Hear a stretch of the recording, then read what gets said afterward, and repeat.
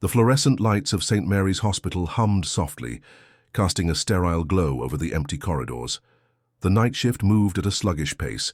Nurses exchanged tired smiles over coffee, their murmurs blending with the occasional beep of distant monitors. At the front desk, Laura, a veteran nurse with dark circles under her eyes, scribbled notes onto a clipboard. Then, whoosh, the automatic doors slid open. Laura glanced up, expecting an ambulance crew or a late-night visitor. Instead, the entrance stood empty. A cold draft slithered in from the darkness outside. Then, a shadow moved. A German shepherd, large, his fur matted with dried mud, stepped into the lobby. His ribs showed faintly beneath his coat, and his paws left dirty prints on the clean floor. But it wasn't just his sudden appearance that froze the nurses. It was what he carried in his jaws. A bundle, wrapped in a tattered, rain-soaked blanket. Laura's breath caught. The dog's golden eyes locked onto hers, unblinking. Exhaustion lined his face, but his grip on the bundle was gentle, precise. "Oh my God," whispered Jenna, a younger nurse, her hand flying to her mouth. "Is that—" The dog took another step forward. Then, with deliberate care, he lowered the bundle onto the floor. Laura didn't think. She lunged forward, her training overriding shock. Her fingers trembled as she peeled back the wet fabric. And then a tiny blue-tinged face. A baby, no older than 6 months. His chest rose in shallow, irregular bursts. His skin was ice-cold. Laura's pulse roared in her ears. "Oh my God, it's a baby!" Jenna's voice cracked. "How did this dog—" The ER exploded into motion. "Code Blue Pediatrics now," Laura barked, scooping the infant into her arms. His body was frighteningly light. "Get me an IV, warm blankets, we need oxygen stat." Doctors and nurses swarmed the emergency bay. Machines whirred to life. The baby, now stripped of the damp cloth, was a fragile thing, ribs too visible, lips tinged with an unnatural pallor. "Severe hypothermia and dehydration," Dr. Harris snapped, pressing a stethoscope to the tiny chest. "Heart rate's thready. Get me a line in now." Amid the chaos, the dog didn't move. He stood at the edge of the room, silent as a ghost. His gaze never left the child. Jenna, still shaking, approached him cautiously.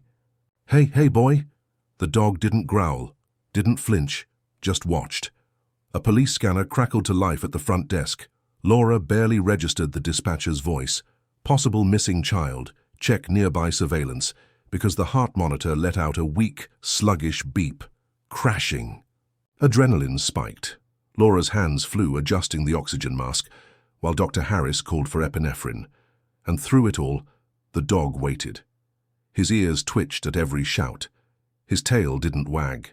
He simply stood guard. As if he'd promised someone he would. Who did this baby belong to? And why did a dog, just a dog, bring him here? The hospital doors burst open as 2 police officers rushed in, their radios crackling. Officer Daniels, a tall man with sharp eyes, scanned the chaotic emergency room. His gaze landed on the German shepherd, sitting motionless near the nurse's station. "Is that the dog who brought the baby?" Daniels asked Nurse Laura. She nodded. "He hasn't moved since we took the child, just watches." Daniels knelt in front of the dog. "Hey there, buddy." He reached for the scanner in his belt. "Let's see who you belong to." The scanner beeped as it passed over the dog's shoulder. Information flashed on the screen. "Max, retired K9 unit," Daniels read aloud. "Served 6 years with the Riverside PD." He looked into Max's tired eyes. "You're a long way from home, aren't you, boy?" Max stood suddenly, his ears perking up. He took a few steps toward the exit, then turned back to look at the officers. "I think he wants us to follow him," said Officer Reynolds, the younger cop. The night air was cold as they stepped outside. Max moved with purpose, his nose occasionally touching the ground but mostly leading them forward with confident strides. The officers kept pace, their flashlights cutting through the darkness. They walked through quiet streets, past closed shops and sleeping houses. The neighborhood grew rougher, broken streetlights, boarded-up windows. Finally, Max stopped in front of a small, run-down house. The front door stood slightly open, creaking, in the wind. Daniels put a hand on his gun. Stay alert. The smell hit them first. Stale air, old food, and something faintly sour. The living room was a mess. Overturned chairs, empty food containers scattered everywhere. But what caught their attention was the small door at the back of the house. Max went straight to it, pushing it open with his nose. The room was tiny, just big enough for a crib and a worn-out armchair. A single bare bulb hung from the ceiling. The crib had a thin, dirty blanket. Next to it sat an empty dog bowl and a chewed-up toy. "Someone was living here with a baby," Reynolds whispered. Daniels spotted a crumpled piece of paper on the floor near the crib. He picked it up carefully, smoothing it out. The writing was shaky, like the person could barely hold the pen. "I can't do this anymore. No food, no money. Noah deserves better. Max will do the right thing. Please forgive me." No signature, just a tear stain at the bottom of the page. Daniels felt his throat tighten. "This mom's in trouble," he said quietly. Max didn't just save the baby, he was ordered to. Max sat by the crib, his head drooping. Now that his mission was complete, he looked completely exhausted. Reynolds radioed in. "We need an evidence team at 327 Elm. Possible child abandonment. Case, and check missing persons for a woman with a baby named Noah." As they waited for backup, Daniels crouched next to Max, scratching behind his ears. "Good boy," he murmured. "You're a good boy." Max licked his hand once, then put his head down on his paws, watching the empty crib. Somewhere out there a mother was missing, a mother who had been desperate enough to send her dog on a mission to save her child. Where was Noah's mother now? And what had driven her to such a desperate act? The first light of dawn painted the park in pale gold as Officer Daniels' patrol car rolled to a stop. His eyes scanned the empty playground, the dew-covered grass, until... there. On a bench near the broken swings sat a woman. Her knees were pulled to her chest, her arms wrapped around herself like she was holding her body together. Even from a distance, Daniels could see how thin she was. Her jeans hung loose, her collarbones jutted sharply above her faded t-shirt. "That's her," Reynolds whispered. "Has to be." Daniels approached slowly, his boots crunching on the gravel. "Theotis." The woman didn't look up until his shadow fell across her. When she did, his breath caught. Her eyes were red-rimmed, hollow. Dark circles stained the skin beneath them. She looked like someone who hadn't slept in weeks. "Rachel?" Daniels kept his voice soft. The woman flinched. "We found your baby," Daniels said. Rachel's entire body began to shake. Her chapped lips parted, but no sound came out. "His name is Noah, right?" A strangled noise escaped her throat. Her hands flew to her mouth, fingers trembling against her lips. "Is he—" Her voice cracked. "Is my son alive?" Daniels nodded. "He's at St. Mary's Hospital. The doctors are taking care of him." Rachel shattered. Her body folded forward as sobs racked her frame. Tears streamed down her face, dripping onto her knees. "Oh God! Oh God!" she choked out between gasps. Reynolds radioed for an ambulance as Daniels sat beside Rachel. He didn't touch her, just gave her space to fall apart. After a minute, she whispered something so quiet he almost missed it. "Max did it." Daniels leaned closer. "What?" Rachel wiped her nose with the back of her hand, smearing dirt and tears across her face. "I told Max to take Noah somewhere safe." Her breath hitched. I thought we'd both die in that house. Then 2 days ago I looked at Max and just knew he understood." Flashback, 3 days earlier. The refrigerator door hung open, revealing empty shelves. Rachel's stomach growled as she stared at the last slice of bread in the cupboard. Noah whimpered in his crib. She broke the bread in half, chewing one piece slowly before crumbling the other into formula powder that was mostly water now. It wasn't enough, hadn't been enough for days. The rent notice on the counter glared at her. Final warning. Rachel sank to the floor, her back against the crib. Max immediately pressed against her side, his warm body the only comfort left. "James," Left us, she whispered to the dog. Just walked out and never came back.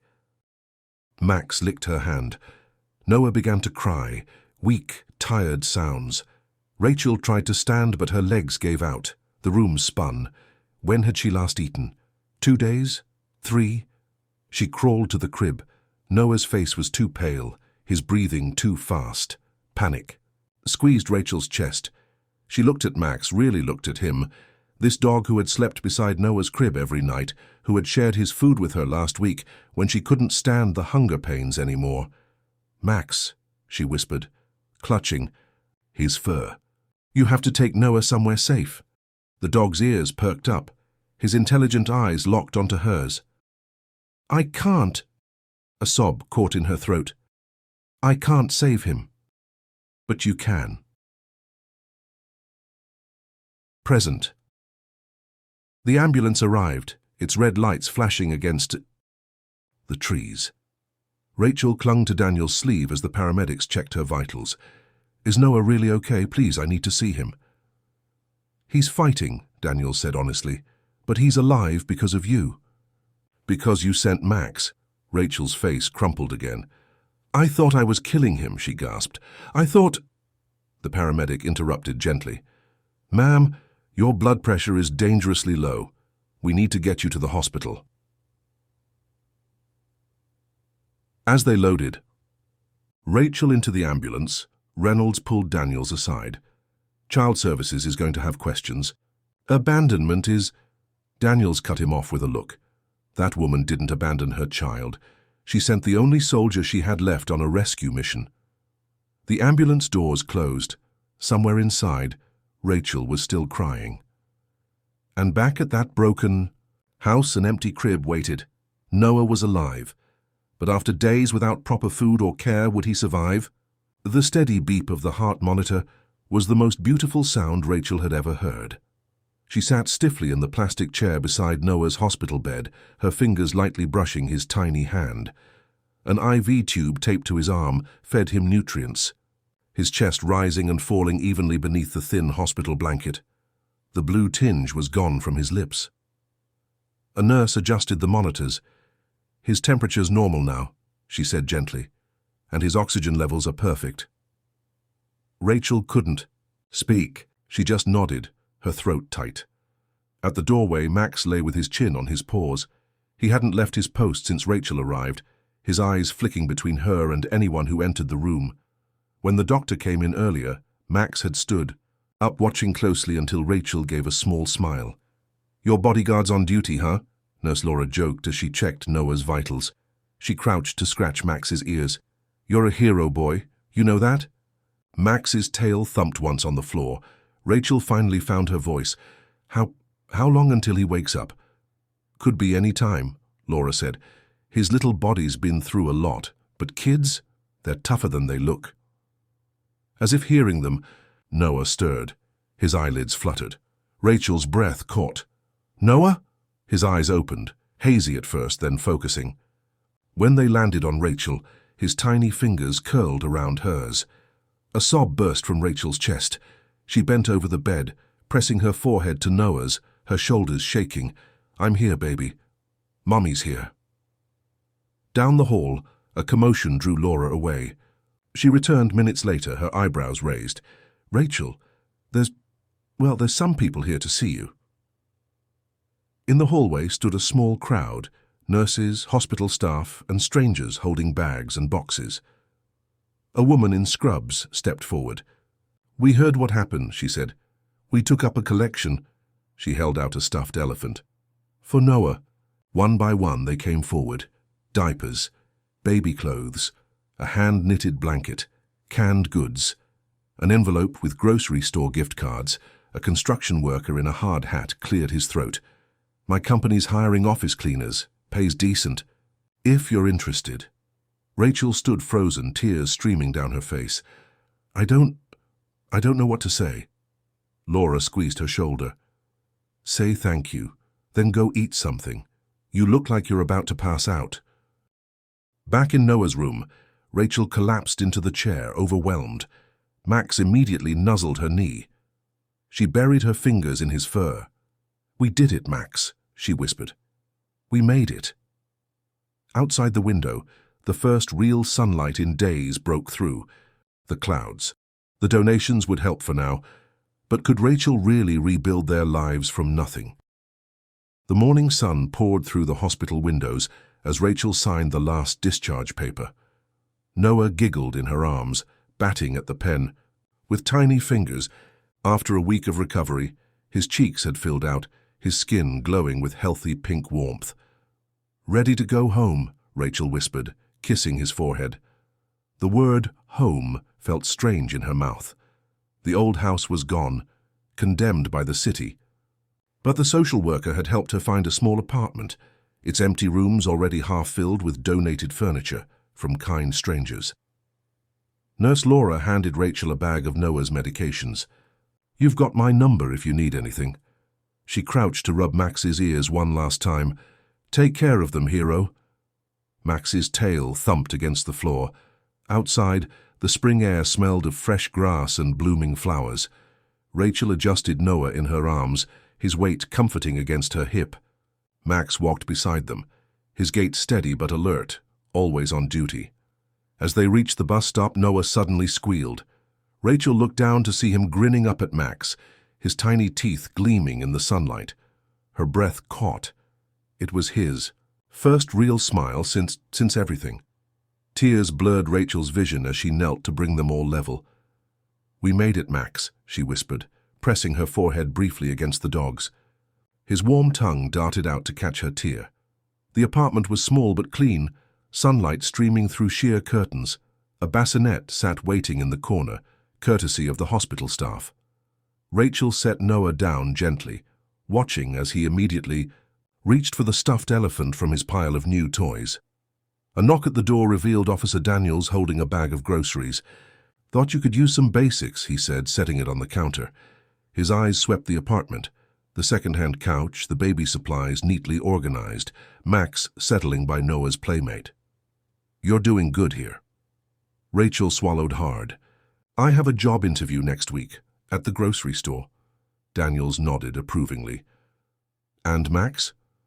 "He's family now," Rachel said firmly. "I already registered him as my emotional support animal so he can stay." That night, after Noah was asleep and the apartment was quiet, Rachel sat on the floor beside Max. She ran her fingers through his fur, feeling the scars of his canine service beneath her fingertips. "You didn't just save Noah," she murmured. "You saved me too." Max rested his head in her lap with a contented sigh. Through the window, a streetlight flickered on, casting their shadows against the wall. A woman, a sleeping baby, and a loyal dog keeping watch. Somewhere in the city, a newspaper headline would run tomorrow. "Hero dog leads rescuers to abandoned baby." But here, in this quiet moment, Max was just Max, tail wagging softly as Noah sighed in his sleep, his tiny fingers curled around the edge of his blanket.